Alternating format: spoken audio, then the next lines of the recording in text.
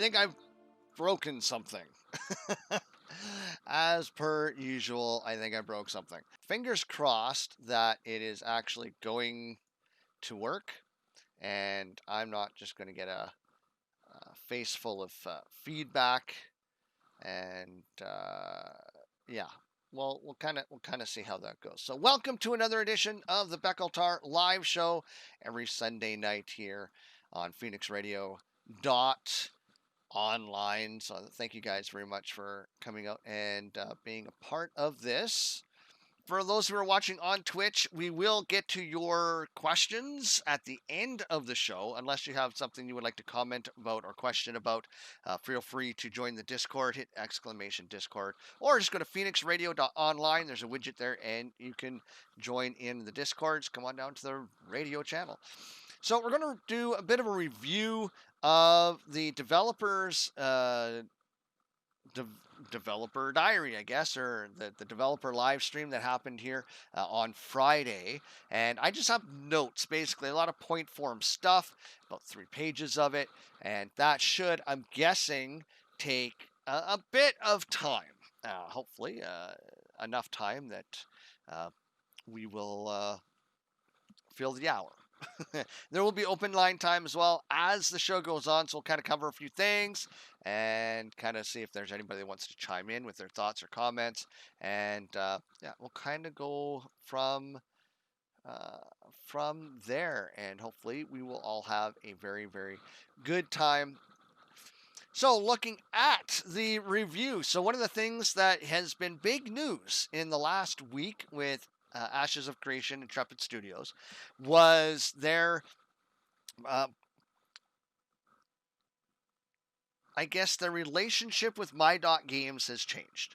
Their relationship went from My.Games was going to be the European publisher for Ashes of Creation. That has now since changed. They have mutually agreed to part ways.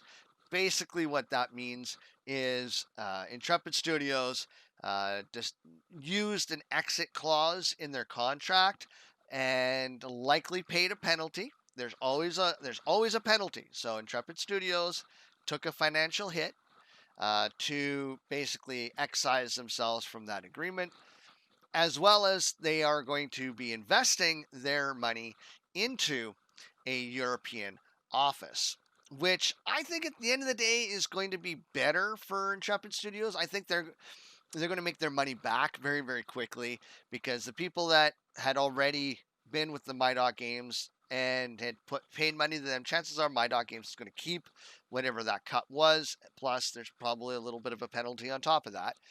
But they're going to get all migrated over to the Ashes of Creation account system.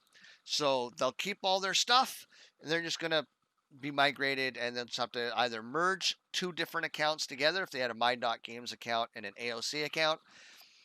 Or if they did not have an AoC account, then their My.Games account will become their AoC account. And so whatever cosmetics they would have purchased on the store and things of that nature, all of that is coming with them. So no fear of anybody losing anything. And I think that's a really good, smart move. And then going forward, anything that you purchase obviously is between you and Intrepid Studios. So pretty good, pretty awesome concept there. I'm just going to turn the volume down on my phone because otherwise, it sounds like something's cheering, and it might do it in an inappropriate time, and that would just make me look bad. So, yeah, they're setting up their own office in Amsterdam, and they have asked that if anybody does know anybody with the community management skills, or things that have worked for a publishing company in the past, have some experience there, that they get in touch with Intrepid Studios and help create that team that is going to be working over there. Now, this isn't going to delay the game at all, because this is an entirely different process that can happen at the same time as they continually develop the game. I've seen some people who have been concerned that this is going to further delay the game. And no, this whole process can happen at the same time as what they're doing, because nobody in the development studio was working with My.Games in the first place, right? So everything's basically working as is. The only difference will be Maggie and Jeff and Steven will just have another office to start monitoring. But really, at the end of the day, if they get really good professional self-starting people like they've been doing already, then I don't think they're going to have those kinds of issues that people are worried about. I think this is going to allow things to just keep moving along as well as they have been. And again, I don't think anybody has anything to worry about. But I do feel that this is a good thing to do overall for Ashes of Creation, especially since Steven has said this is a franchise. There's going to be other games, there's going to be other content that comes out. And if you have other games, well, then now again you have these other publishing companies that are going to start siphoning, their percentage off of that, and then you start getting, say, like books, or you start getting the tabletop games or something like that.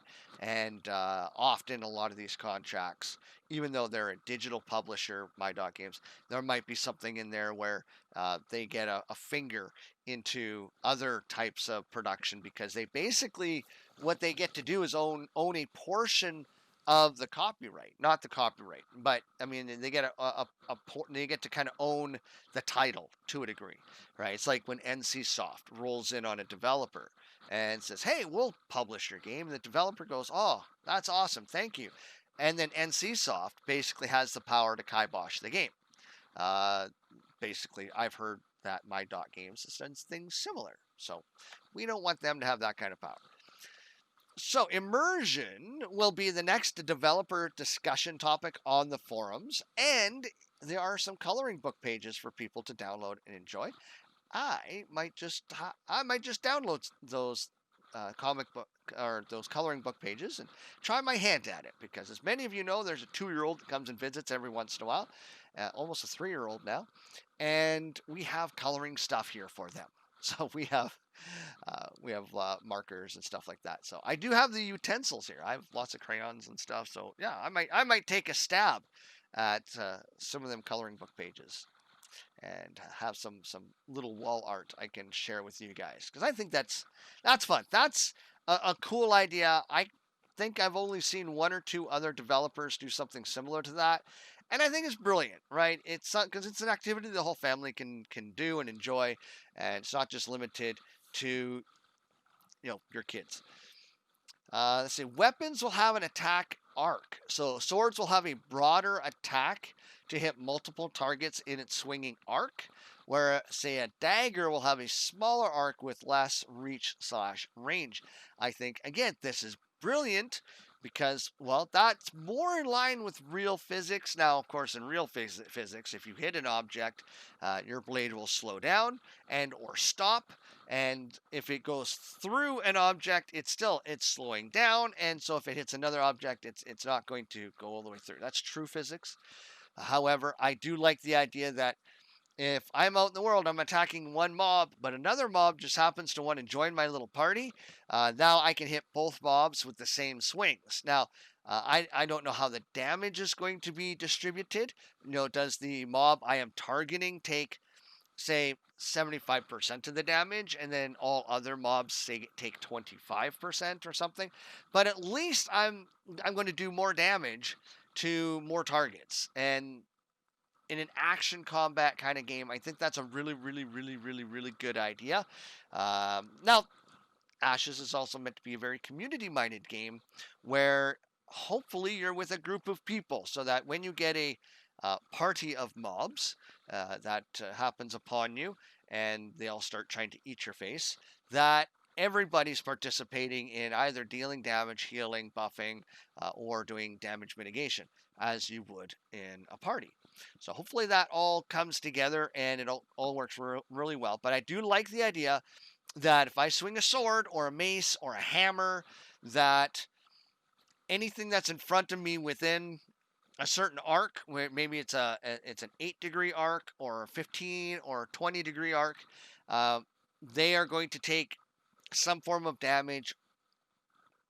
And again, depending on your weapon, right? Like a dagger might only have like maybe an 8-degree, right? Very, very narrow. It's like the slimmest slice of cheesecake that your Weight Watchers points would allow you, or something, versus a sword or a warhammer, or even like a lance or something like that would have obviously a very broad arc, and so you would hit multiple targets with that arc, and then there is likely a reach. So if you have a dagger, obviously you have to be very, very close, so you're not likely to hit more than one creature anyways. Whereas if you do have like a lance or a pike, um, or a broad bow staff, I mean, you're covering a lot of real estate, right? So you might be able to get 2 rows deep and maybe, 3 mobs side, abreast, and kind of deal a nice little chunk or arc of damage there. So that's really, really cool. I really like that. I can't wait to see what that looks like in the testing in the Alpha 1. Now, combat is going to change during testing. They made that very, very apparent, uh, and that's good. I mean, it really shouldn't need to be said, but you do have to mention that because some people, for whatever reason, they see something or they hear something and they think it's gospel. Anything can change at any time. So we can't expect what we see today to be what we're going to see tomorrow. Finding a balance will take time between tab and action combat. I did like the action combat example that Steven showed in the developer video. And of course you have the tab targeting, so at least you know which target you're meaning to hit. And that's also really good for the people in your party, because then if they can see what you're targeting, they can target that too. And from what I understand, they are going to have that kind of notification, right? So really hoping all of that plays out really, really well.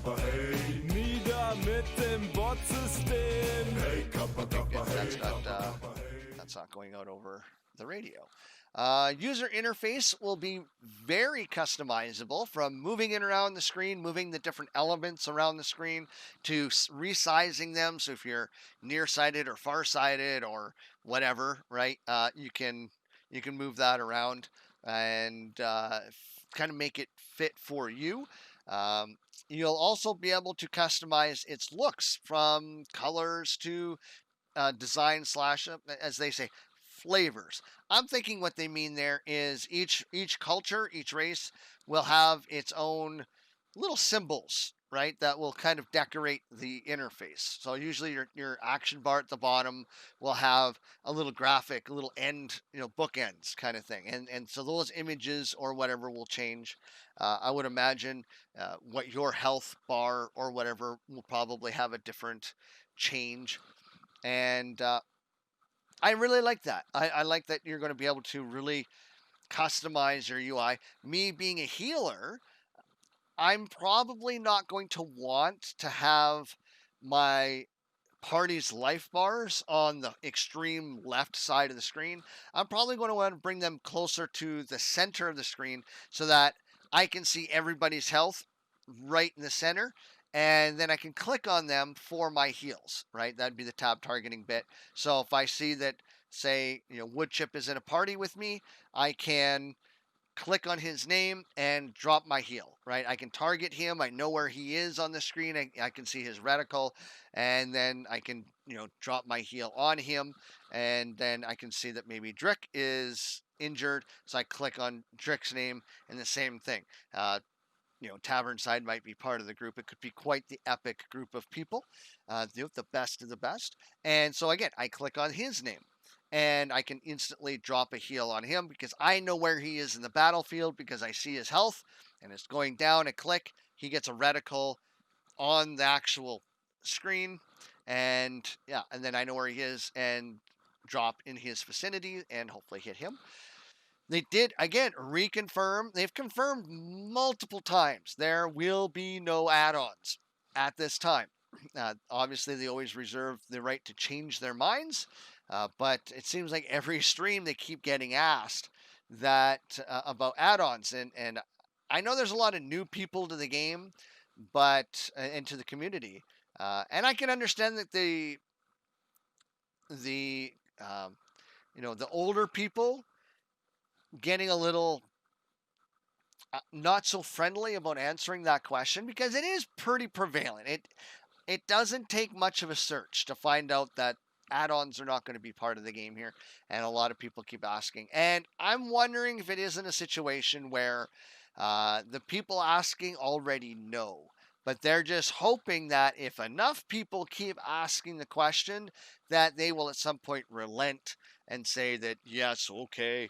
But the one thing about Steven I really, really like is he does seem very committed to his particular vision of the game, and although he is willing to be flexible within a few degrees, I don't get a sense that he is going to bend too far in any one direction. There'll be some flex, but I don't think you're going to see him reversing too many decisions. I think the only thing that's really going to force Steven to change a vision in any great way is if through testing, the testing just shows that this is just impossible. It just can't happen for whatever reason, right? And that I think is perfectly reasonable. So a lot of some people have also have asked about your skills, your action bar, how many skills and stuff are you going to have? And one of the things that they did talk about in the stream was they would much rather have more skill points and less active skills for better customization without overloading the player choices. They're looking for a reasonable balance of how many talents will you have to put on your skill bar or your action bar, um, versus skill point allocation. So they want to balance, right? They don't want to be like some games where you have 3 buttons to push, and that is basically all you have. And then from there, you have your talent trees, and you can affect that. They want it where there are more talents than you have action bar spaces. So your action bar is typically 1 to 0, so 10, and they want to have it where you need to pick which which actions you want on that bar. So I'm thinking you're probably going to have 15 to 20 max of different talents that you could potentially pick to put on your action bar. And so you have to make a choice. And some of those choices are not going to be easy.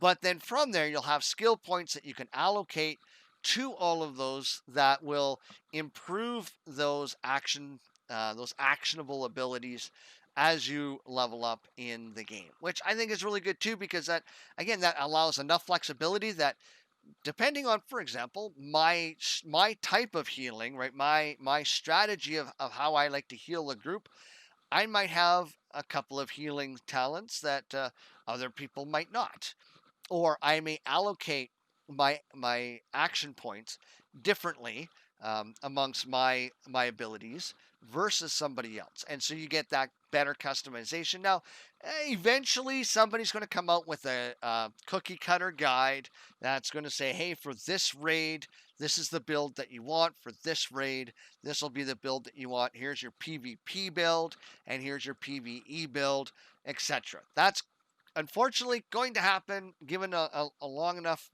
time frame of the game being live. Nothing we can do about that. At the end of the day, I say build your character that you're happy with, because cookie cutter builds are great for the general public, but play with your friends. And if you all play to your own unique styles, then your builds are not going to be cookie cutter, because you're going to play the game your way, not how, I guess, the numbers put it. And I think it's more fun. I think it's more fun having fallibility, perhaps, or having an off the wall skill that the cookie cutter build says you should never use, as garbage, but finding a creative use for it and making it work for you, right? I support that. They showed us some castle sieges, and I have quite a few notes about this. And so, for everything we've talked about so far, remember, if you want to participate in the show, please join the Discord and join us in the channel. So if you have any thoughts about anything I've just said, now is the time to speak up. And Woodchip's the only guy here, so I don't know. Do you have any thoughts or comments so far about what the developer live stream had regarding any of the topics I've already covered? And Woodchip's going to give the silent treatment. So we'll move on. So the castle sieges. So my first comment, I really like that lizard mount that they showed in the video. It, out of the 3 mounts, they had the horse and that anteater giraffe zebra looking thing. I like the lizard mount. I would say it looks the most finished out of those other 2. I'm sure the other 2 are finished, but just the level of detail that it has, it puts the other 2 to shame. And it just looks cool. I like how it runs. It moves with authority. It's like, I am the leader of the pack. I really like that. I think it's a really nice looking mount. So talking about castle sieges. So the sieges will basically happen during prime time. So whatever the local server prime time is, that's when the sieges will happen. Much like everything else that happens, that's siege related. So it's good to see that there's consistency there. It will kind of involve the open world. It's not instanced, and it's going to be raid content, and there's going to be PvP content because multiple guilds can attack the same castle at the same time. So you're going to have to come up with some strategy when you're looking to attack a castle. I think it's going to be for the bigger guilds only. If you don't have a big guild, I'm sorry, the castles probably aren't going to be for you. I'm thinking you're going to have to go in with probably 1 to 2 40-man groups, because you're going to want a 40-man group to assault the castle proper, and then you're going to want another group, another raid group perhaps, that is engaged in PvP, that is basically trying to prevent any other guild from advancing into the castle. So castles will be owned by monsters initially, and they will have a raid boss.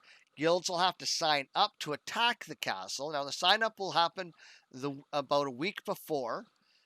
Multiple guilds can sign up to attack the same castle. And right now, there isn't a firm cap system on how to win the castle, but they will be testing out different ideas. Right now, it's going to be based on kill counts of the mobs by each individual guild, as well as objectives that they will have to cap.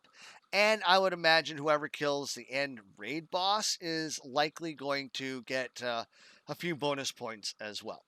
So all the walls are going to be destructible, so you'll be able to bring siege weapons and siege towers, and there will be a progression via breaking down the walls and gates. So how close you get to the center of the castle will help determine whether or not you win the castle.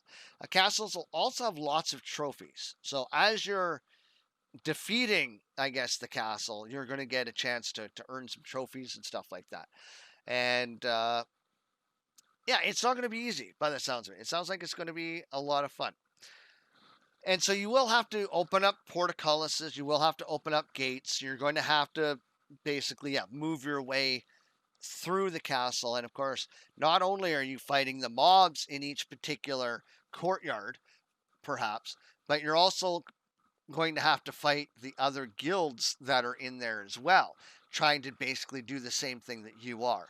So in the castle that they showed, it's a symmetrical castle, so there's 4 entrances, and so you could technically have one guild assaulting each door, and then ultimately whoever progresses the fastest into the middle chamber would have the first opportunity to cap the castle, and then obviously the guild that breaks through the second and third and the fourth, they're in there just basically harassing everybody else and trying to mop things up. I don't think the actual castle, because that's just a demo castle, I don't think the actual castles are going to be quite that symmetrical. Castles generally are not. That wouldn't make a lot of sense, which kind of leads me to believe that you're going to have some strategy from the point of view of, okay, now you could assault the front gate, which would probably be the easiest way into the castle, is assaulting the front gate. Now, of course, if you're assaulting the front gate, chances are so is another guild. So you're going to have a lot of guild PvP happening even before you get inside the castle. Whereas if you're a guild that has perhaps put a lot of effort and energy into siege weapons, you could be on the opposite side of the castle, knocking down the back wall and trying to advance through the castle that way, right? So there's a couple of different strategies. And I think the theory crafters are going to have a lot of fun um, getting in on this and participating with that. Um, so one of the other things that they talked about is the longer a guild holds a castle, the better the benefits will be to that guild, and the greater the influence they will have over the region and influenced nodes of that castle. Castles will be siegeable every 30 days. And again, if anybody wants to siege a guild castle, the registration will be um, about 1 week, and the sieges will be conducted over a 2-hour time limit. I always think 2 hours is too short, but it's going to be that 2 hours. So you got to move very, very quickly. You're going to have to put a lot of time and effort into your strategy, I think, and I think it's going to be very heavy PvP based, and I think that's really what they intend here. So basically, castles can be raided every 4th week, and so each week leading up to the siege, various things can happen. So over the course of that month, the castle is exerting influence. That influence can basically become buffs for the region, as well as castles can start as the time goes on, can start levying taxes, for example, on the nodes that surround it or that it influences. So castles will collect taxes from the region, and this is really, really cool. I really like this. So at the end of each week, so during the weekends when most people are probably going to be online, at the end of each week, NPC caravans start moving towards the castle from the various nodes, and they can all be raided. So the guild slash citizens who live in those node systems, who are citizens of say metropolises and villages and cities and stuff like that, really they have a responsibility to protect those caravans. So just because your guild owns a castle doesn't mean that for a month you don't have to do anything. That it's just rah, we've won, and now we have a castle, and we get the dragons or whatever that come with it, and yay, special, we're cool. You actually now have the responsibility of protecting these caravans that are running money, taxes to the castle, because that money is what you are using to pay for the defenses of your castle for the end of each month when your castle ultimately gets raided, because you can guarantee that people are going to throw themselves at these castles, even just to harass them, right? Even if you just set up a bunch of siege machines and you just try to knock down as many walls as you can, you're not even maybe trying to take the castle from them because maybe your guild isn't quite strong enough. But you know that if you harass enough caravans and you knock down enough walls, that you will weaken them enough to the point where the guild might be large enough and strong enough, but their castle isn't. And so you can run in and you just have to cap certain objectives to win the castle, right? So there's probably going to be that kind of a strategy involved, which I like that idea. So even a small guild could potentially steal a castle from somebody bigger, but would they be able to hang on to it? Probably not, for the same reasons I just explained. So the guild that owns a castle is going to have to strategize defending caravans and stuff like that, or paying for mercenaries to defend the caravans, which would be NPCs and stuff like that. So I think that's a really cool idea. I really like that idea, and I think it's going to be a lot of fun. Yeah, so those taxes help build up the castle for defense and castle influence. Citizens under the castle influence are automatically defenders. So if you live within the region of that castle, if you're a citizen, you are automatically a defender. You cannot attack the caravans yourself. You can only defend them.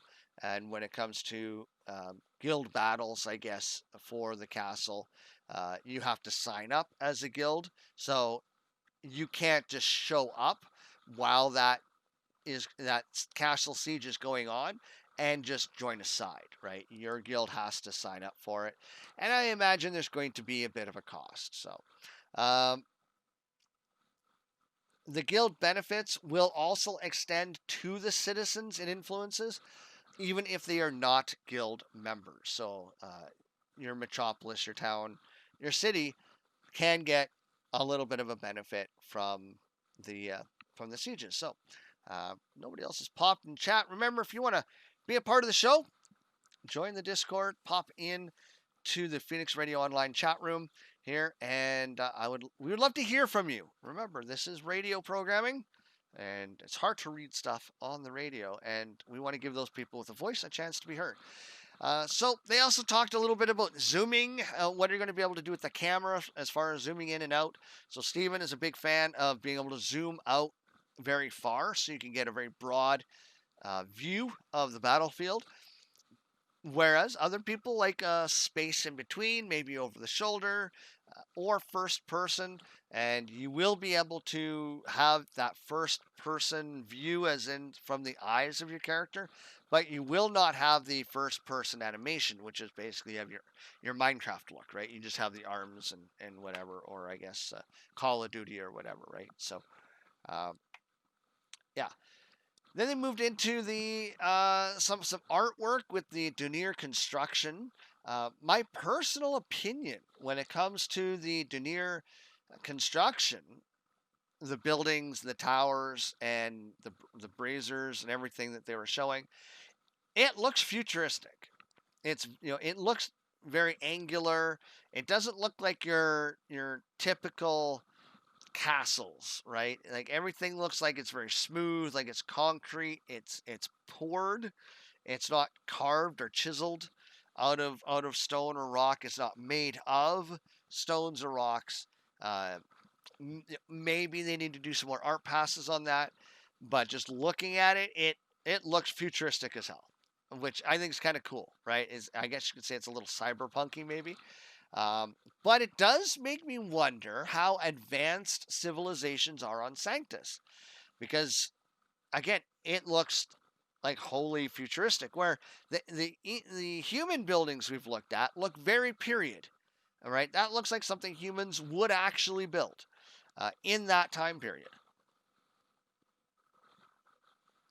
But the Dunir dwarves, nope. It looks like they are very, very advanced in their construction. And it looks really, really good. They all have little glyphs and stuff on them. Almost looks like an alien language, which I really like that idea. The placement and designs of towns and cities will be somewhat procedural.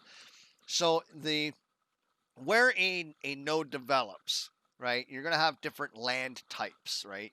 The terrain is going to be different. So part of how the towns, the cities, and the metropolises are going to evolve is going to be based on that terrain to some extent. So again, it's going to be procedural in a limited fashion. So you're going to get the same kinds of buildings, but they may not always be in the same locations as maybe other nodes, which this is also going to help all of them look very different, very unique. It's going to help with immersion because it's not just a cookie cutter stamp that is going down every time one of these things levels up. And I love that idea. I think that is awesome. Again, it's going to make the world feel more lived in, right? So you're not just running into this town and you know its layout because you were in that town somewhere else. But it's also really cool in that it is somewhat procedural so that even the developers don't know what the city is going to look like. And that in itself could pose some very interesting and unique challenges or situations. And I look forward to seeing how that's going to look. And of course, they will look unique to their race and their culture. So different cultures and races obviously have different kind of buildings and their looks of their buildings, and that in itself may change how the procedural building happens. Right, so there's multiple influences here. Um, Lots of range in the props or world detail for the node upgrades. This is where we talk about like braziers, things like bookshelves, barrels, all those little accoutrements that go to making a place look lived in. Right, the types of torches that light the place, light the streets, maybe even down to the roads. Right, a village might just have a dirt road, where a city might go to stones. Right, that are just kind of placed down, and you have just dirt and sand placed in between to kind of fill it in. And then you might get to the metropolis, and now it's paved, right? So it's cobblestone, but it's like, it has like a form of concrete holding it all together. So it's a much more flatter surface. You're not going to deal with potholes and stuff like that. So those kinds of details are going to help show you the quality of the establishment and things of that nature. So I think that's really awesome, and it's going to help you just visualize as you roll into a place. You'll be able to tell what stage this node is in just by looking at these kinds of things. And you may not even have, like, the braziers might not even be restricted to just inside the city. You might transfer through one node into the next node, and there may be some of these braziers just on the roadside, just as a guide. And you'll be able to look at them and see what they look like and be able to say, okay, this node is a level 5 or a 5 to 6, right? It's going to give you some indication of what that particular node stage is at, even before you get to the community that lives there. And again, I really think that is really, really, really cool. I really like the bookshelves that they showed there. It looks like they are even potentially modular. So I wonder if we'll be able to mix and match and position them as we like, almost like Lego. And it sounds like we might have that ability. It sounds like it because we're going to be able to place it in our freeholds or in our houses or in our apartments how we want within, I guess, the limitations of the furniture, right? Uh, Dwarves, though, the Dunir dwarves for sure, they do need a little footstool because some of them bookshelves are a little too high for people that are only yay big. So we're going to need a little footstool, and that'll be fun. Then they moved on to the Shell of the Ancients, and it's a giant turtle. It looks amazing, great detail. I like the sound and the movement. It made it sound and look like it's very heavy, which kind of gives you that feel of size. I'm not sure about the space themed shell. I'm going to be I'm going to be really interested to see what the lore is behind that. What's the exclamation or explanation for why are the shells having these little universe glimpse things inside of it? Uh, it does make me wonder if there may not be some Easter eggs in in those shell designs, if they're all identical. So if everybody's got the same mount, all the little maps are identical, then that kind of makes me wonder, you know, are they star maps for other worlds, perhaps worlds that the gods themselves came from? Or is Sanctus and Vera kind of showing in there? Do the maps on the turtle reflect the night sky? So can we look up at the night sky depending on where we are in the world and match the constellations to that of the turtle? Now, the turtle is called Shell of the Ancients, as in the first race the gods made, because they made the ancients, the 10 of them, which was imbued with the essences of all 10 gods. So the shell of the ancients, could that maybe be where the ancients are out there in the universe, right? Are the ancients necessarily evil or whatever, right? Like I think a lot of people are assuming that the 3 gods fought with the 7 gods, and the 3 gods must be evil. And of course, we're assuming that the ancients fought with the 3 gods, the 3 other gods. And the ancients had to have been sufficiently powerful enough to make that fight epic enough to cause the things that it did. Um, so yeah, there's a lot packed in that.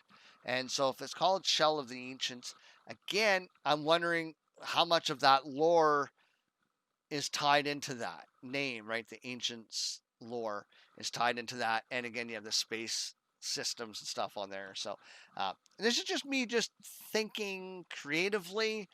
And if I can think of this, they definitely could think of that. So they also let's see what else. Yeah, so it also kind of makes me wonder. Yeah, if I'm not mistaken, the Sanctus and Vera are in the same galaxy, or yeah, again those are star maps. Alpha 2 will have more creatures. So Alpha 1 is, I guess, going to be more or less what we've already seen in game through what they've shown on their Alpha Island. And so in Alpha 1, we're going to see more of the same. We're not going to see a huge ton of variety. Alpha 2, they said that we will see more variety in things, right? So we will see a lot more variety. The Valoon, they showed some artwork from that with a Middle Eastern influence, pointy shoes and hats. Looks very Assassin's Creed. And I think that does look pretty cool. And the detail was really, really, really nice. They showed a shield, Aegis of Vigilance. I love the jawbones they had along the top, and the horns that are kind of in the front has a very cast iron look. Very iron-like look. Really nice detail for a tower shield. It looked good. I really like the look of that. And then they showed a model of the Dunir dwarves. They have a nice traditional look for dwarves. They both look good, both male and female. And then there's the Q&A. So before we get into the Q&A, one of the other things I wanted to talk about was the Alpha 1. Okay. Now, I have said, and a couple of people have called me out on this, and I don't know if this audio will go out over the radio. I'm hoping it will. I don't know if it will. So if you guys in the radio do not hear the audio I'm going to play, I apologize. It will be part of the YouTube, and so go check that out.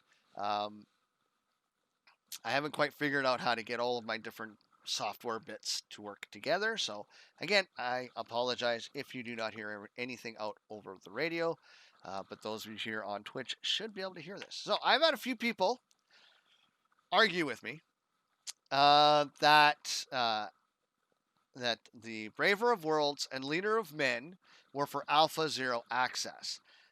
Go back, look at the Kickstarter, and the Kickstarter clearly states that the Braver of Worlds, Leader of Men is invite to closed alpha phase 1. So earliest access to Ashes. Now, as far as we know, everything is alpha 0. Okay? And this provides context.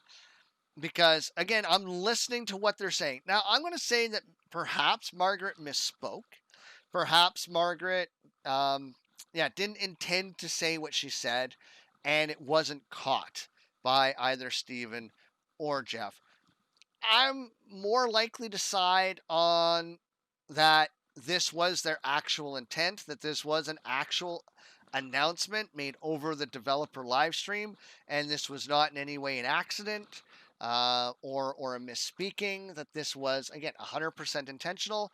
And I believe that this was the official announcement of when Alpha 1 was intended to start. And so this is that clip. And the last but not least, we have our test coming up. If you are Leader of Men or Phoenix Initiative, definitely check your email. We'll be sending out another update today for folks who did not sign yet, or if you're still in the ticket system, it might catch you as well. We definitely need people to sign it, so definitely check your inbox. It might be in your spam or junk, but definitely go check that and reply so that we can get you all flagged up and get you ready for testing, because we want to start doing our next test here in August, and we need that done first. So there you go. There's your more or less an announcement of Alpha 1, right? Of getting into that Alpha 1 stage. Now, there may be a portion of Alpha 1 that is behind an NDA, right? That we're not necessarily going to see those things. But it basically, they wanted to move to the next phase, right? And that was basically my point that I was making. They want to move into the next phase. And as far as I know, there is no um, NDA as far as people talking about the game. So people could have um, still talked about whatever they were dealing with in that stuff. So, because yeah, she's talking. I think she said leader of men in Phoenix Initiative, and there is no Phoenix Initiative rank um, on their Kickstarter, right? So, any other time they've ever said um, Braver of Worlds or Leader of Men, were always together, right? They were always pledged together at in the same context of conversation. So my firm belief was that Alpha One was supposed to start now, and that's from the July live stream. You can go back and listen to it yourself.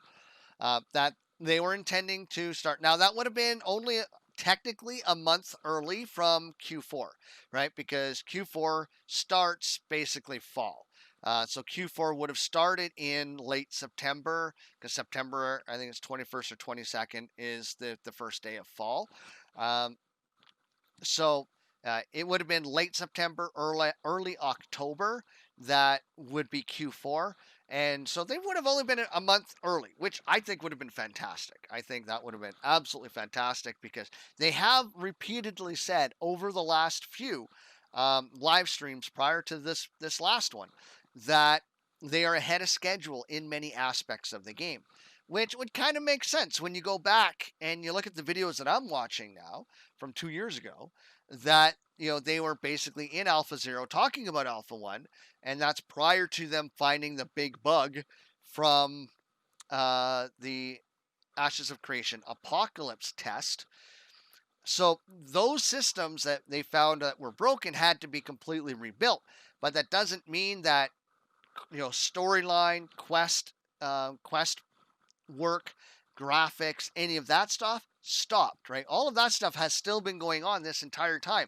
So although the engineering portion they had to go back and fix and repair, that doesn't stop all of the other development that goes into the game, right? So the artists have been working on art and graphics. The guys that are creating the storylines and the quests and how those things all work together, they've been able to continue to do that. People that are level design, right? They're still doing that. So they should be well ahead in many aspects of development. And once they've got those other systems that were not working how they intended them to work, they go back, they remake those. Then they just kind of, it's like changing out a transmission, right? The transmission itself, very, very, very complicated piece of machinery. But once you get the transmission all together, it actually attaches to the engine and the drivetrain really easily. It's not that hard to just kind of fit right in there, as compared to everything else that it takes to go in and make it work. So I got a couple of clips from this last live stream, which is where they're not saying that Alpha One is necessarily delayed. I think what it came down to, and this is good marketing, right? Is basically let's pretend, let's pretend this was never said. Check that and reply so that we can get you all flagged up and get you ready for testing, because we want to start doing our next test here in August, and we need that done first. So you pretend that was never said, right? Because that's an official announcement, right? It's not publicly announced as far as put on the website or newsletter or anything like that. But that is one of the three higher ups in the company officially announcing, we want to start this the end of August, right? So as far as I'm concerned, that is an official announcement. And so basically what they've done here in these next two clips is explain basically why that's not happening right now. And it makes sense, right? It makes perfect sense. But it's also pretending like that was never just said. So here's clip number 2. Studio just update from 4.23 Unreal Engine 4 to 4.25. It did introduce some bugs, but we're in the middle of squashing them. The team's doing a great job in doing that. We'd like to obviously stay up to date as much as possible with the new engine versions that come out, and that's always a little bit of a process when we do that. When we do that migration, so things are looking good. Things are going well. Did you want to talk more on that migration front at all? I gotta say, like, it's fun to like always play with the new tools that we get in the new releases, and since we skipped kind of 2 releases in one go, there's a lot of cool stuff that we got to learn about and integrate and figure out how to take advantage of. So that is something that we really enjoy. So basically, what he's saying is our stuff be broke. Yeah, because they're saying they skipped 2 updates, so they went from say update 1 to update 4, right? And it broke stuff, and that's going to happen. That's normal. It happens when they are customizing the engine to work with what they want Unreal Engine to do, right? There's things that Unreal Engine can't normally do, I guess, from its base code that they've had to manipulate, right? And they've said this in previous streams that that's exactly what they're doing. They have engineers that are building their own backends that work with Unreal Engine to make it do what they want it to do. Now, when you bring in a couple of updates, obviously that's going to break connections, right? So you got to go through and you got to fidget with things. You got to make it all work. So back to my transmission example, right? So the transmission is really easy to install when you're installing it to the correct car, right? To the correct drivetrain and engine. However, if the transmission isn't fitted correctly to the right transmission doesn't fit with the right engine. Maybe, for example, the engine is more horsepower and torque than maybe the transmission is able to do, or perhaps the transmission has a different gear ratio than the engine, right? So you got to work with that. Same thing with the drivetrain, right? And the rear axles. You got to make sure all of these things kind of fit together, and sometimes they don't, so you got to go in and tweak things. So that is basically saying that we broke stuff, and because we broke stuff, there's going to be a delay in when we get to Alpha 1, and this is basically the 3rd clip.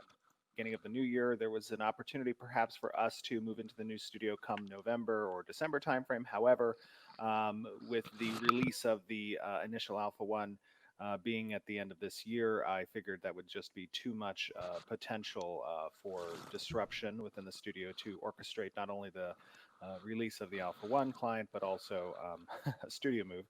So we're going to be postponing that until the start of the next year.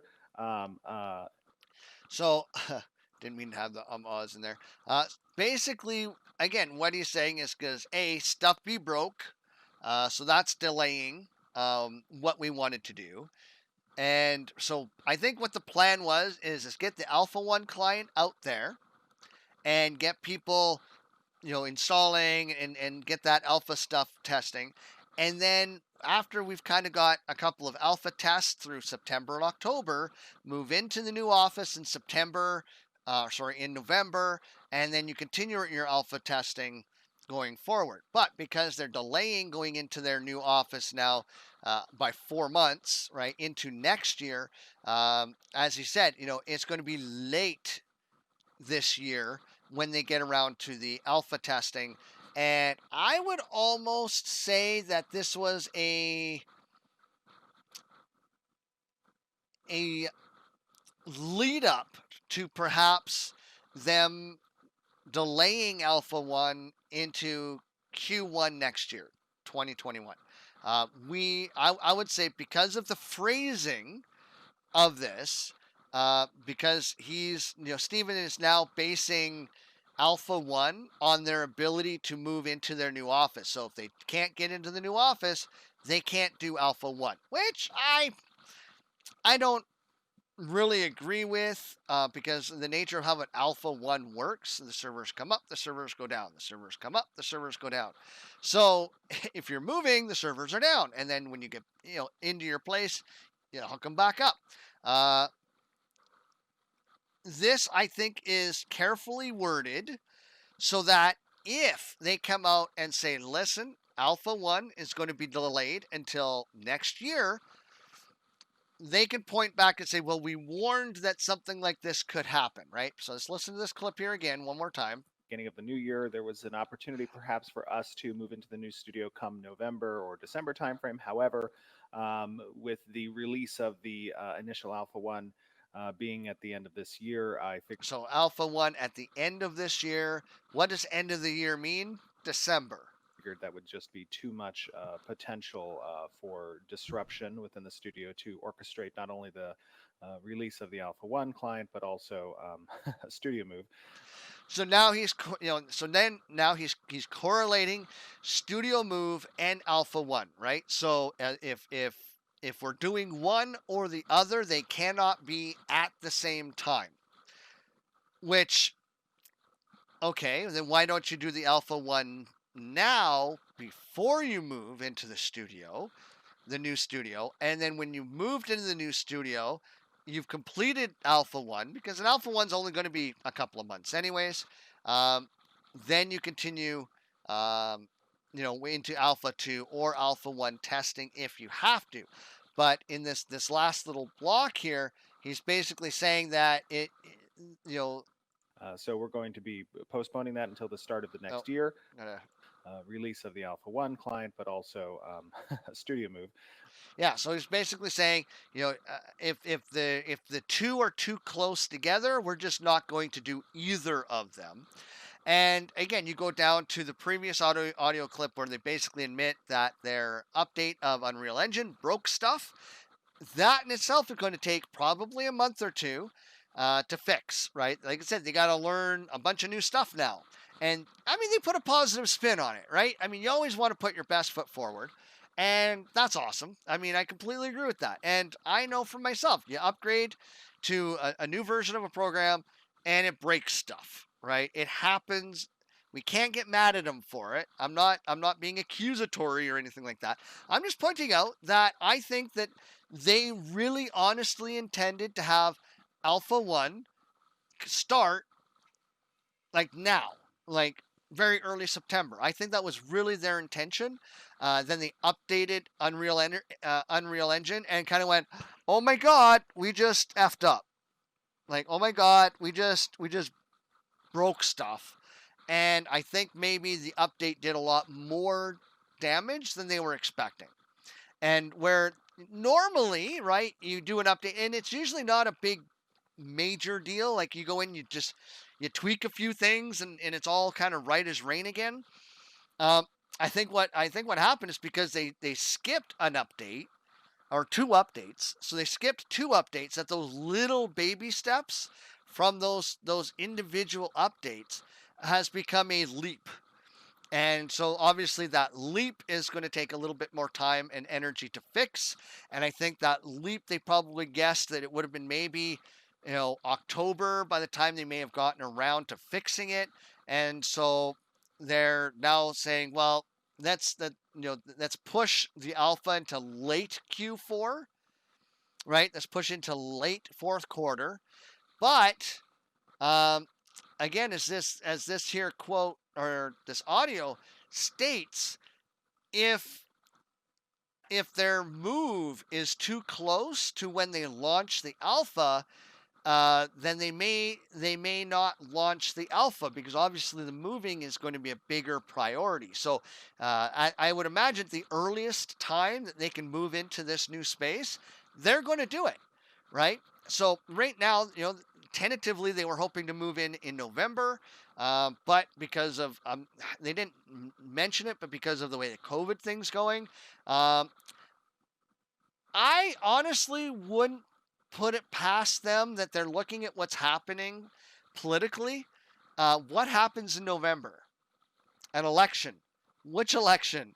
Presidential one, as well as Congress.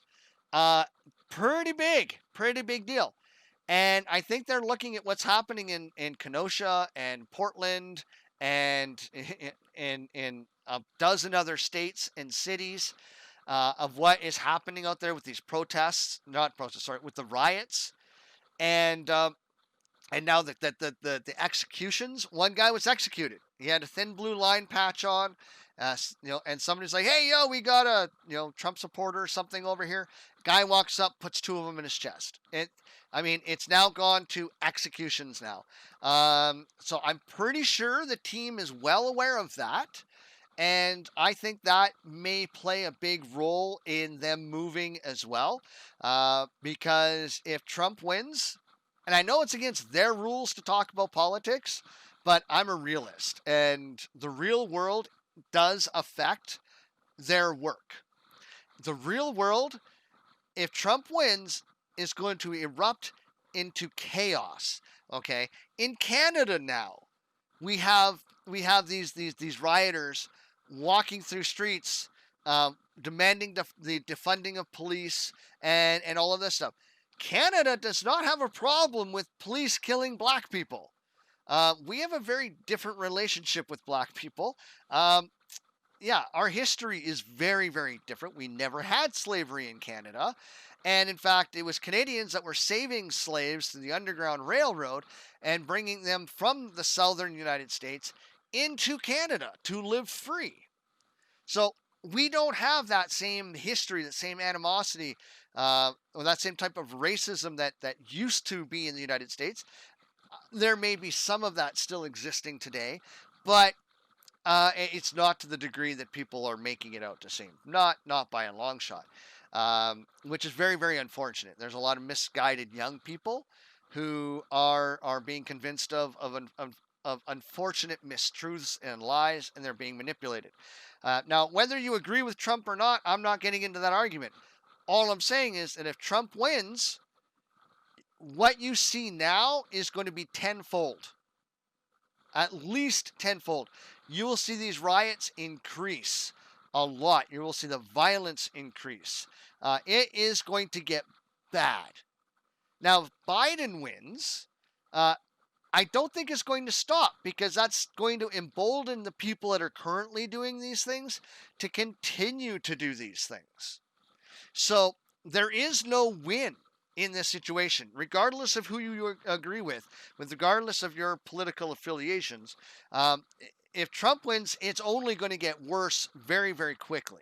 If Biden wins, you're going to see it sustained. I would say you might still see it increase, because now the far left, the alt left people that are doing these things right now are going to feel emboldened, right? And they're going to demand more changes than maybe even what Biden has agreed to already. So I'm pretty sure that is going to be a factor in why they really don't feel comfortable moving in November. I don't blame them. I'd be scared as shit too. Pardon my French. I would be scared, man. And they are in California. I mean, I'm sorry. California, New Jersey, bad places, man. New York, bad places to be right now. Because there's a lot of other places too. And it just does not look good. It does not sound good. And I really, really hope that at some point Americans going to start standing up for your country. Because what'll end up happening, and I think this is something that may already be happening, it just hasn't become mainstream yet. Other countries are looking at the United States right now. And I know Canada is one of them. And you can bet Mexico is one of them. And we are seeing America weakened. Okay? America looks weak right now. Not because of the president, because he's like, dudes, I want to just get the National Guard, let's do the XYZ, but he can't, right? The president does not have that right. Constitutionally, he can't. It's the governor's problem. The governors are responsible. The mayors are responsible, right? Trump can't do anything. He can only do it by invitation or by the Insurrection Act, which is something that you would hope your president never needs to do, because technically the Insurrection Act is counter to the Second Amendment, or to the Constitution itself, because the Constitution is built around the fact that if a government ever becomes tyrannical, that you, the people, the Americans, have the right to stand up and fight against that government and basically not be prosecuted. for becoming insurrectionists or for having a rebellion because your government has gone in the wrong direction. So Trump is following the rules. So nobody can say he's not. Whereas you look at the governors and the mayors, they are not following the rules that they should be following, right? They are the ones that need to go out and stop these things, and they are not. So the rest of the world's looking, and we're getting a little worried because it's spilled over into Europe. There's European protests for Black Lives Matter. We're seeing it here in Canada now, and they are getting violent here. Okay, they're getting violent in Canada now. And we have a very socialist prime minister. I mean, he's basically sucking on the toes of Xi Jinping of China because he absolutely admires China. And so, yeah, in Canada, this ain't good. This might actually divide our country along permanent lines, as in Canada might become Canada West and Canada East, like you'd have, North and South Korea. Kind of a situation.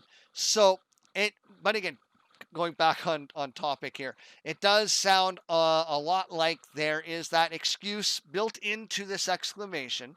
And no, I shouldn't say excuse because excuse sounds negative. There's a reasoning built into this explanation that if they get to the end of the year, and which is late Q4, so technically it's still fourth quarter, right, of 2020. But if it takes them that long to fix all these bugs and get the Alpha 1 test build ready, and they're very, very close to moving into their new shop, like if it's like, hey, January 1st, we are in, then don't be surprised if the Alpha 1 test is delayed. That's all I'm saying. As I think there's a possibility that Alpha 1 is going to be delayed. They don't want to say that. They don't want to admit to that because many people in the community are going to see that as a big negative, as a strike against the developers and the development team. I don't think we should look at it from that point of view. I think we have to look at the world, right? What's happening in the world, put that into context. Put it into context that they updated Unreal Engine, the fact that they have a lot of customized built-in systems into Unreal, to make it work how they would like it to work, that is going to have an effect on the game's development and stability and stuff like that. And they don't want to hand out a broken game. That's one of the things I really, really admire about Intrepid Studio and Steven himself. He's committed to showing us a game that he feels very confident in. And I don't blame any developer. Right? Blizzard used to do this, right? And people actually admired Blizzard for it. The game will come out when it's ready, not because there's a timeline that says so. So I personally won't hold them to the timeline. I'm a little disappointed. I was hoping for an announcement of when Alpha 1 would officially start because I'm excited for this game. And I really, really want to see it succeed.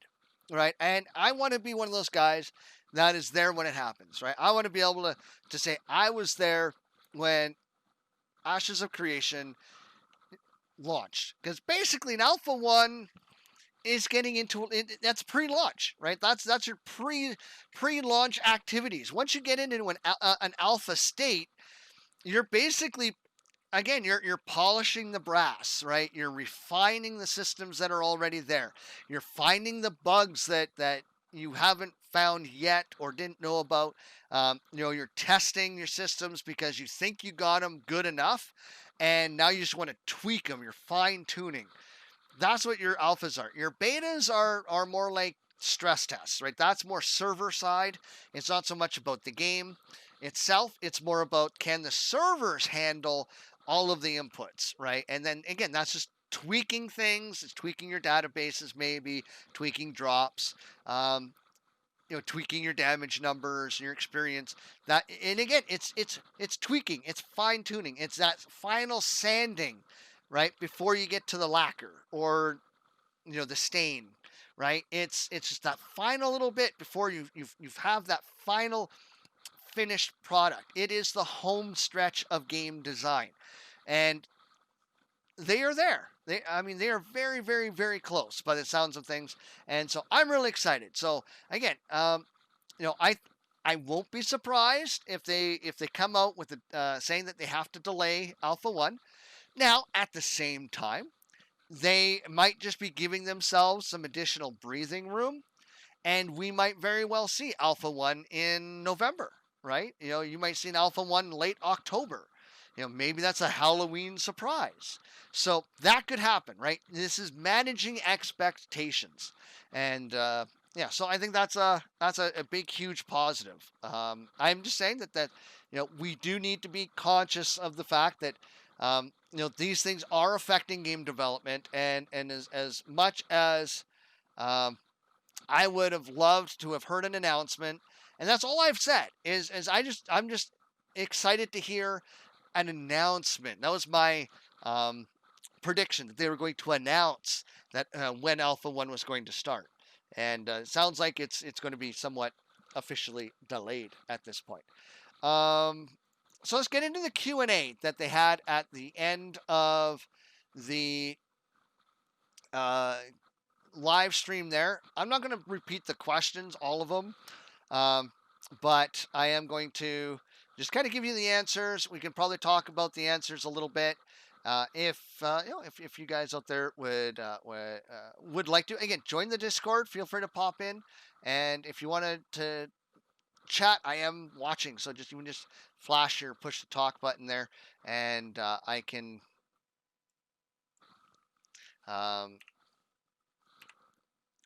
invite you to chat. As far as I know, it should be an open channel, so you should be able to just come in and yakety yak. So first off, I thought there were better questions, in my opinion, that could have been asked from the forum there.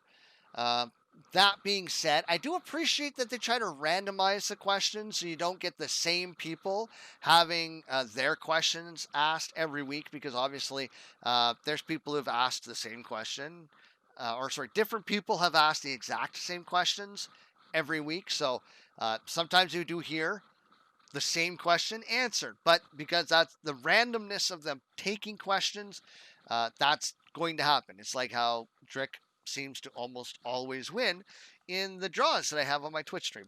It's supposed to be random, which means he could technically, through randomness, win every single time.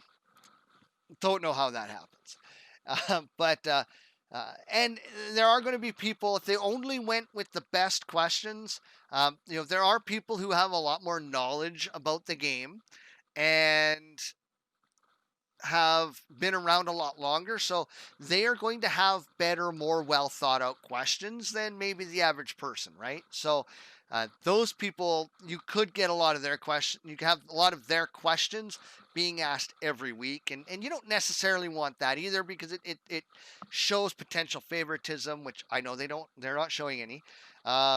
It can also make new people coming in and make them feel like they're not having that opportunity to be heard, and kind of go through that.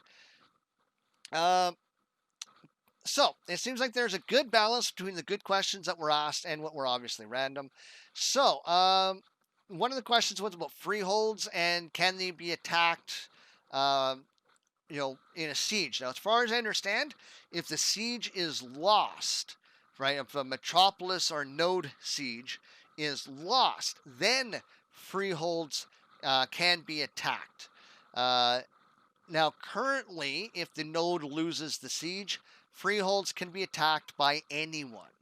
Now, they're considering looking at that and changing it so it can only be attacked by, I guess, whoever won the siege, I guess. Who knows, right? There's a lot that can go into that, because obviously, you could have that cohort of guilds that is watching the siege and waiting for the siege to end, which is only going to be 2 hours.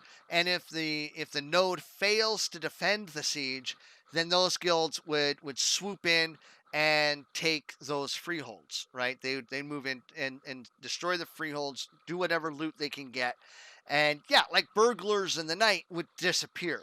Because here's the thing, right? If my node is under attack am I going to defend the node at the village, the city, or the metropolis, or am I going to camp on my freehold and try and ward off the wolves, right? So it's a very interesting question. It's a very interesting situation. So right now, anybody could attack, but I think they're going to have to look at that from that type of situation, because if I'm defending the metropolis and we lose, now am I going to have time to get back to my freehold to defend it? And also, well, if their node fell, I am no longer a citizen of that node. And so does my freehold still stand regardless? Right? Because I think you can only have a freehold if you're a citizen of the node, unless I'm wrong. Right? Feel free to correct me on that one. But yeah, it'll be interesting to see how that system works. I don't really know how you should do it.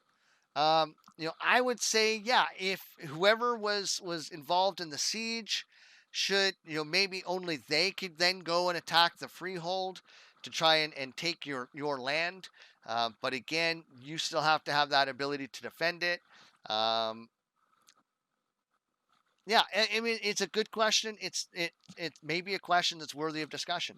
Definitely like to hear what your guys' thoughts and opinions on that. Another question was about items, and do they lose durability if you die? And those items are in your inventory, and no, they do not. So if you have items in your inventory, they do not lose durability when you die. They do not take death penalties. Another person asked about artisan classes, and we kind of had this discussion before the show started. A guy came in and asked a similar question. So your artisan classes / professions are separate from the other player character choices, so you feel free to mix and match, right? So being a dwarf doesn't give you a bonus to mining or anything like that, and being a blacksmith will not give you bonuses to being a dwarf, basically. So yeah, feel free to mix and match, and I think they need something like that so that you have a very broad spectrum of character customization. Somebody asked about soft level caps, and no, there'll be no soft level caps, no saving of experience. When you're level 50, you're level 50. But you can still level many other things like your religious affiliation and things of that nature. But your character level, once you hit level 50, that is it until they add more levels into the future. The travel system, they talked about like a fast travel system, like a flight path kind of thing. So not the instant teleport from the scientific node. This is more like an auto pathing kind of thing, I guess.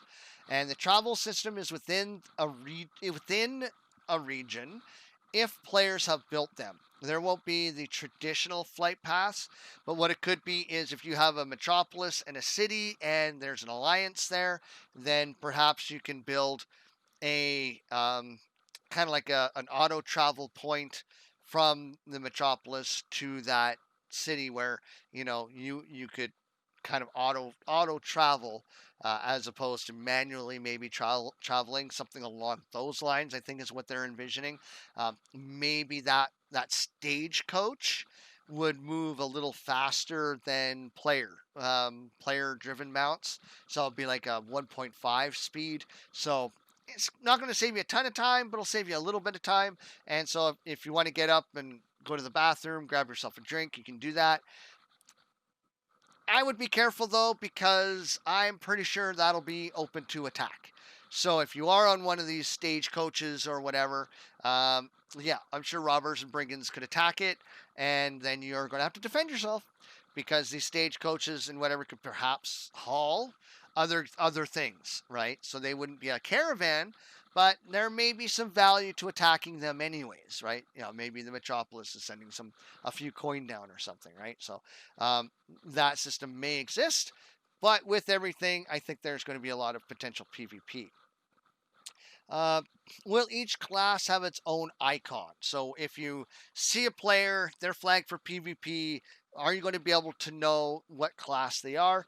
Yes, hovering over the user's nameplate, you will get other information as well, such as their gear grade slash type, their class name, and archetypes with their little symbol. So there'll be 64 symbols that we are all going to have to memorize so that we know um, who is who. And we're also going to have to probably learn the gear buff icons. It's probably going to be a color or some other shade or design or something like that. So yeah, there are things we're going to have to memorize. Uh, Person asked about graphics, how to keep it feeling modern. They said as the engine updates, the studio will be able to upgrade and update the graphics as well. So as the game ages, obviously the engine is going to continue to be updated. There's Unreal Engine 5 that they will eventually update to, and so as they do that, that is going to allow them to keep the game looking and feeling as fresh as is reasonably possible, right? So I think what would happen is, say they update to a new engine, that would be probably part of a DLC, like their once every fourth quarter update. So that expect that to be a larger download, and with that they might throw in a few graphical upgrades, right? So maybe they upgrade, trees and bushes. And then the next time they do a big one, it might be, rocks and grass and flowers. And so every time, they do one of these fourth quarter updates, we might get some updates to textures inside the game to go along with maybe the engine updates that we're getting served on the client side.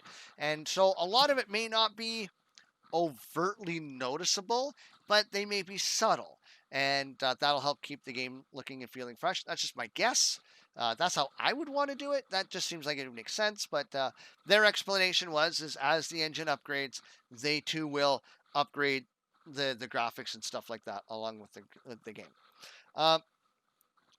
One of the other questions was how are they going to protect content from being fully explored in alphas and betas? And good question, right? Because you don't want somebody playing the alphas or betas, and then before the game even launches, you have a guide on cookie cutter classes, maps on leveling and questing and stuff like that. You don't want that.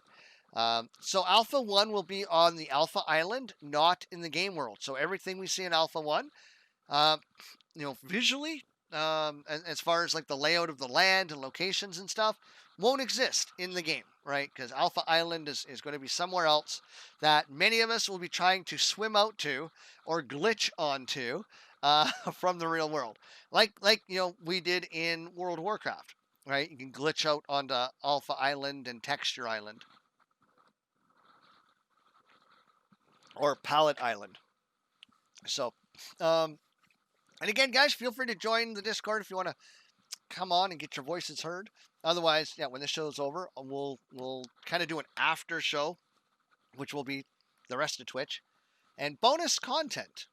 And I'm thinking getting a subscribe star account going, and that this might be put on there as behind a membership to help support the radio. Let me know what you think about that idea, because I want to get the radio going here. It's not quite catching on quite yet. So there's no real chance to explore the world if you're on Alpha Island.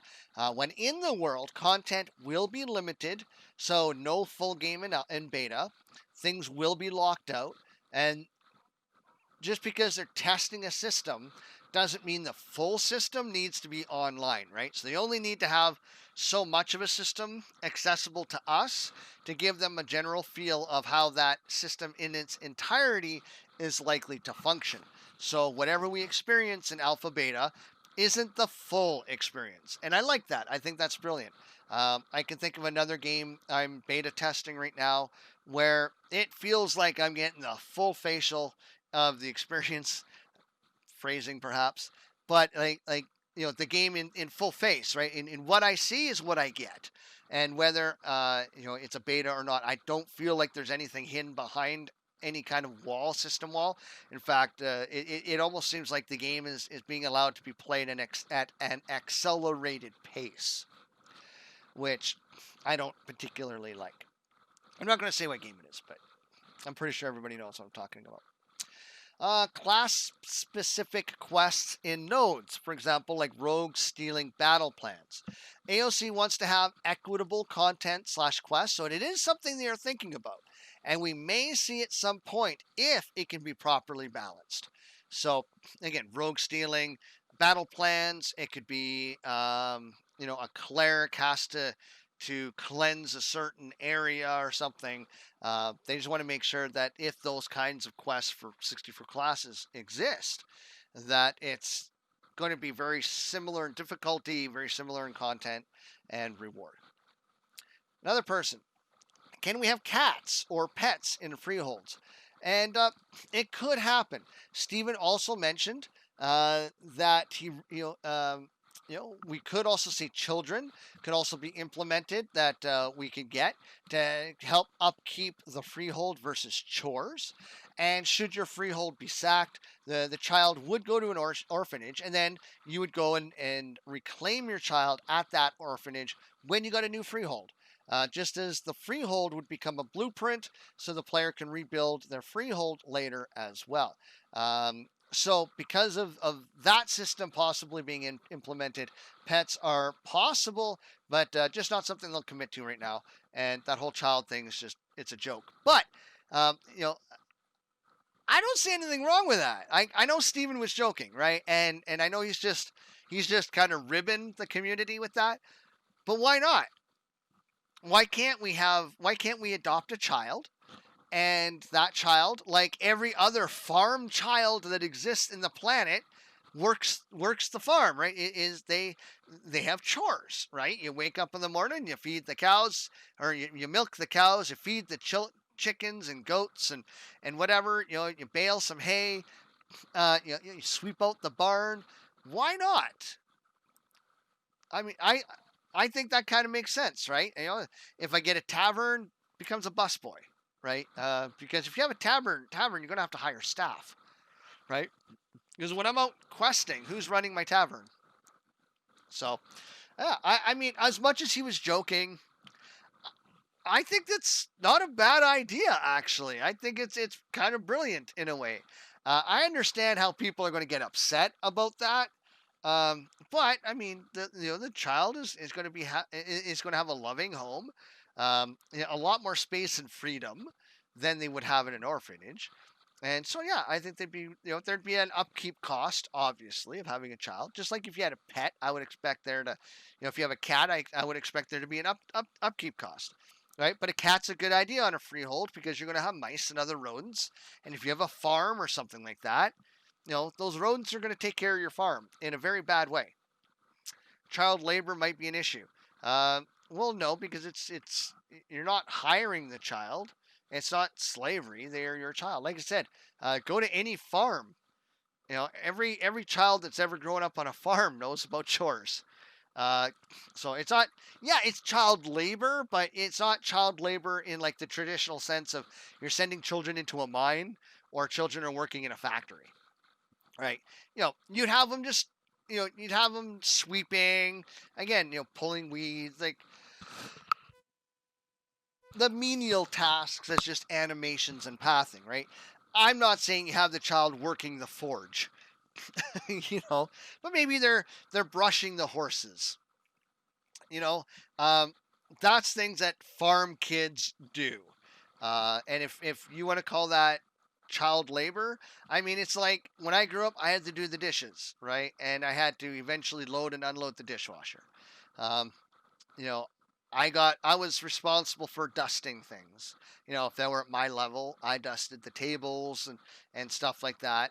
When I was big enough, I'd do vacuuming, right? It was chores. That's what you did.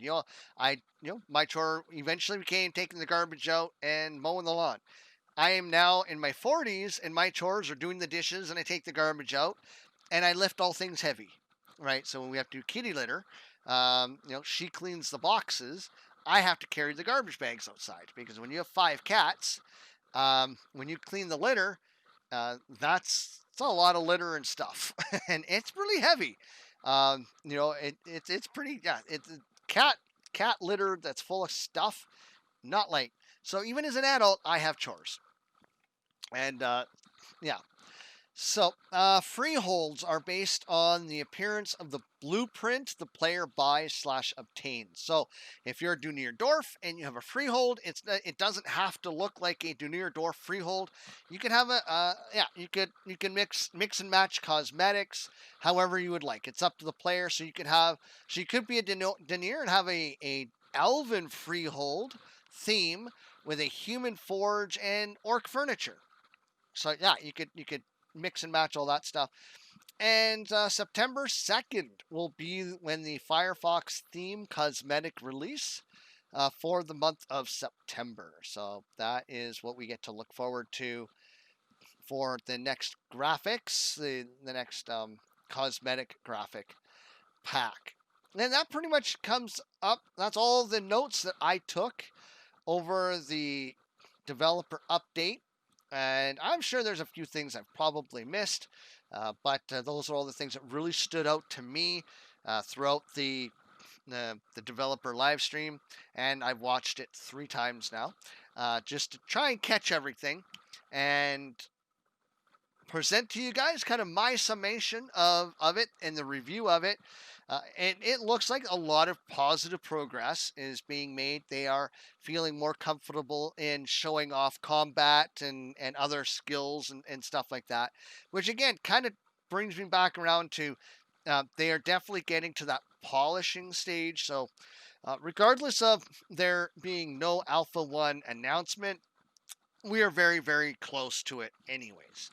And I think we will likely see it within the next 6 months.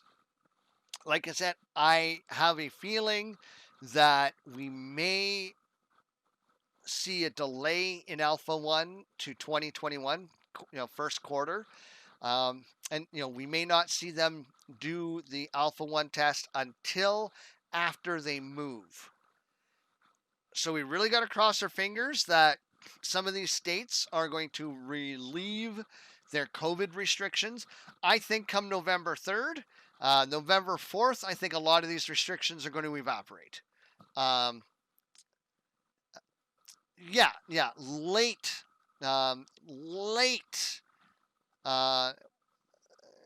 2020, right? Like it says in the video, Steven stated late this year will be Alpha 1, and like I said, it's conditional. It's based on their moving their shop, right? Because December 21 is the last day of fall. Yeah, I know. And like I said, I'm listening to what they're saying, and I'm listening to how they're wording it. And when we again go back to this audio here. So we're going to the beginning of the new year. There was an opportunity perhaps for us to move into the new studio come November or December timeframe. However, with the release of the initial Alpha 1 being at the end of this year, I figured that would just be too much potential for disruption within the studio to orchestrate not only the release of the Alpha 1 client, but also a studio move. So we're going to be postponing that until the start of the next year.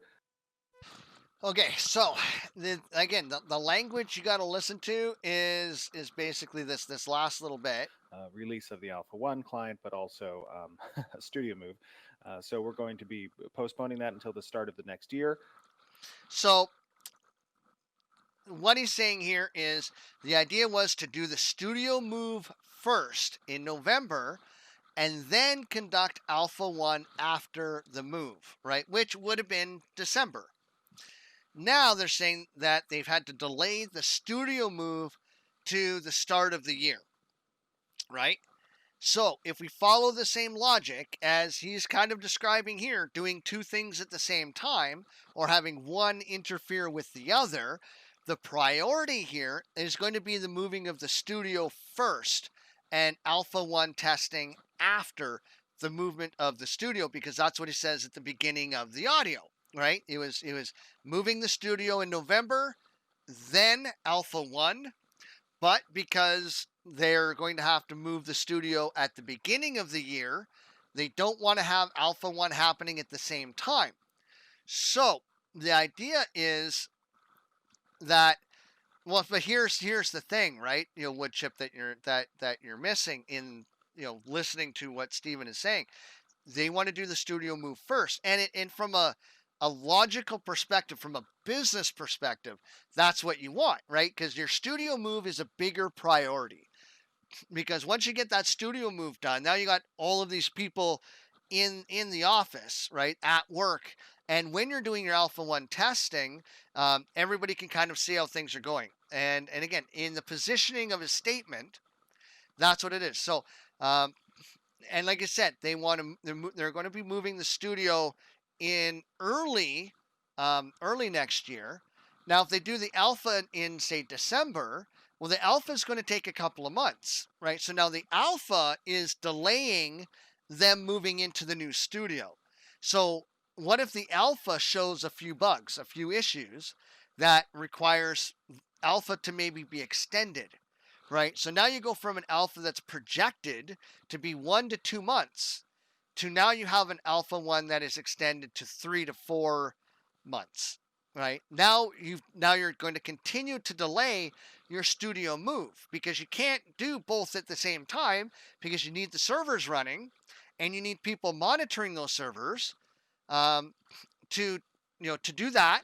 But if you're moving your studio, your servers are down, and so is everybody who's supposed to be watching what's happening in the alpha. So the alpha stops while you're moving, and so now you've interrupted your alpha. Now here's the other thing that sometimes happens. You get all your systems back up and running in the new location, but something has changed, right? For some reason, something has changed. A network setting has changed, or a number gets mistyped in new network settings as you're putting it all together. And now again, you have this delay, and that makes you look bad. And remember, perception is huge when it comes to gaming and things of that nature. So my bet on this is studio move first, alpha would follow that.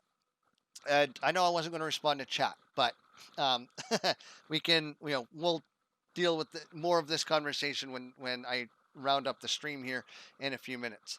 But yeah, again, I'm listening to the conversation, the context of everything that they are saying, and I feel very confident that my take on it is more likely. I'm not saying I'm 100% right, but my take is that the studio move is the greater priority, because again, that's in Steven's own words. That's the priority he's outlined, and I've heard him kind of say the same thing many times.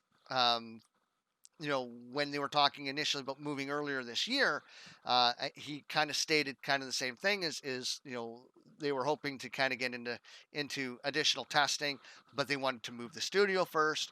But because of COVID, they haven't been able to do that, and and so they've been kind of working from home, and that's allowed certain things to advance a lot faster than they were expecting. And then there's other things that I think probably have been slowed down a little bit.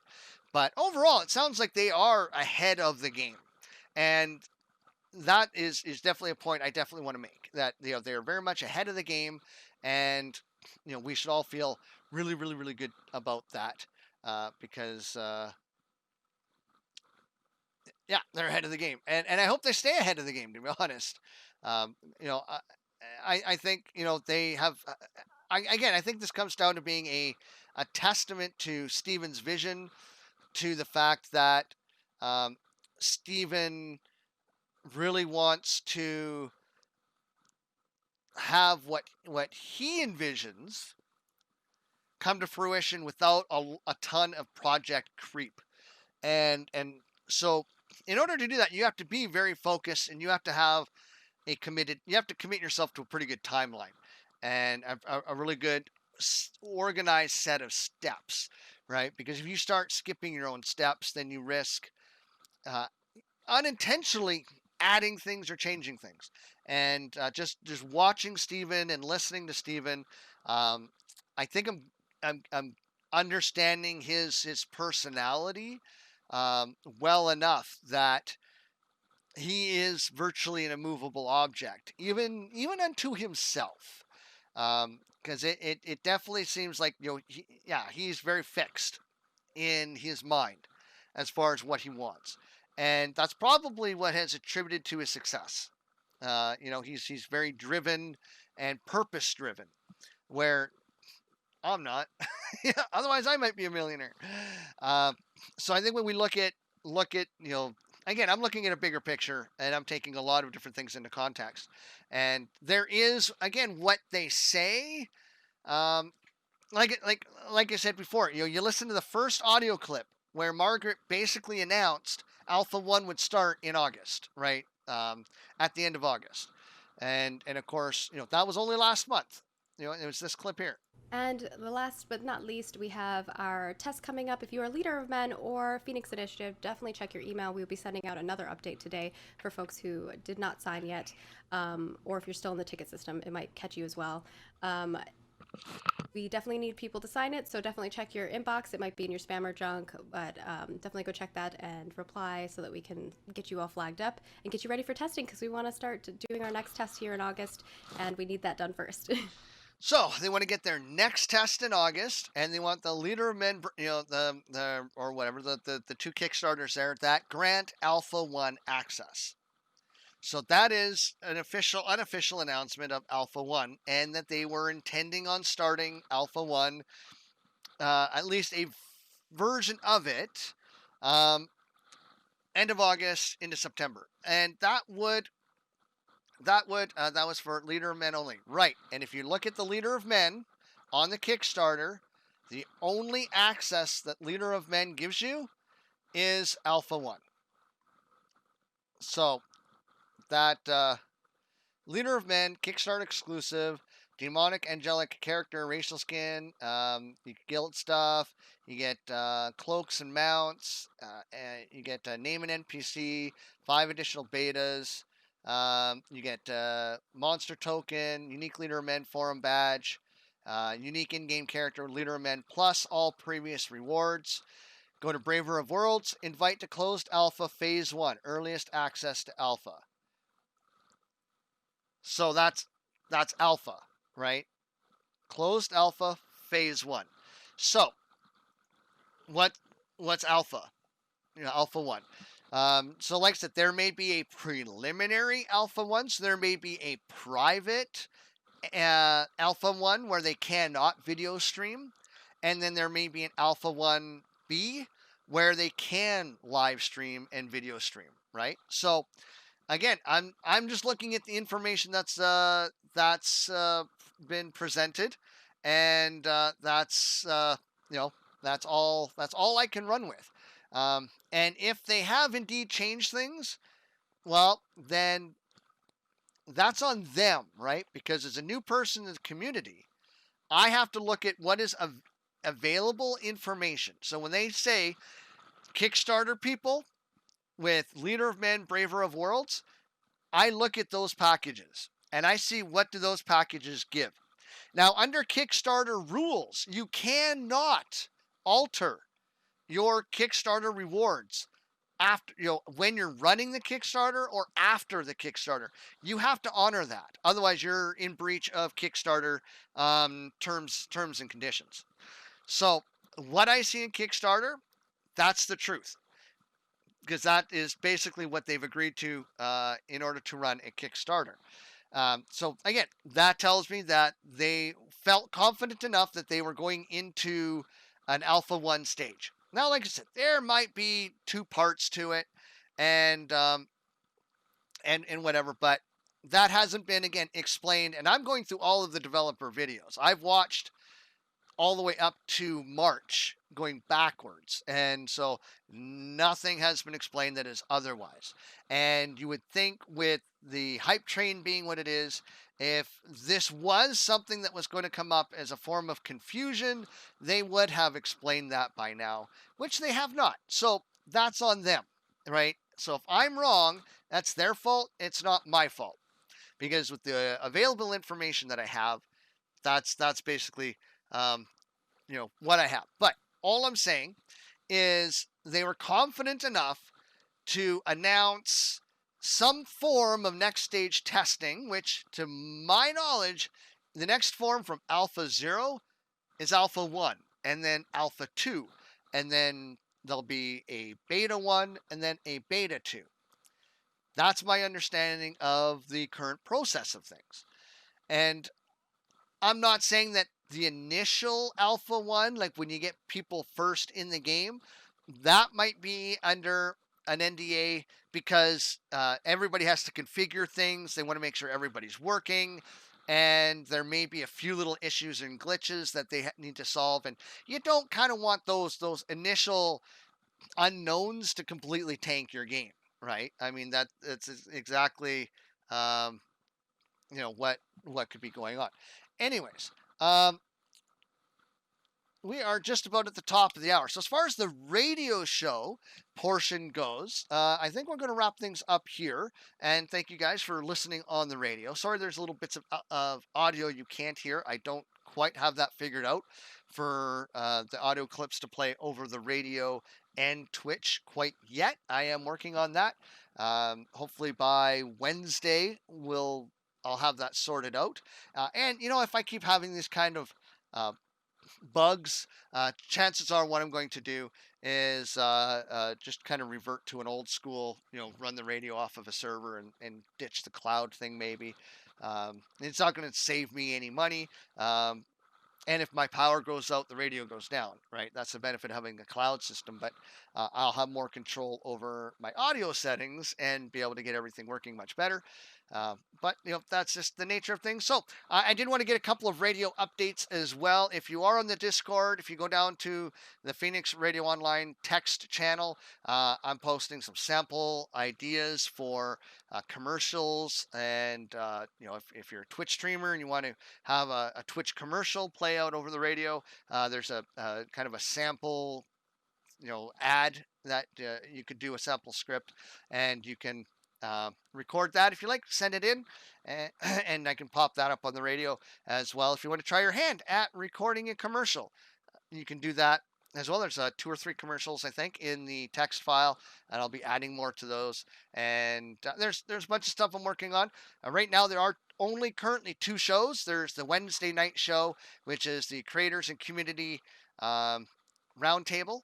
And again, you have to let me know by the end of the night or the end of the day on Sundays if you would like to participate. The reason for that is I need to record radio promos to promote the show. So if people just randomly show up on Wednesday, which you can do, people won't know that you were coming.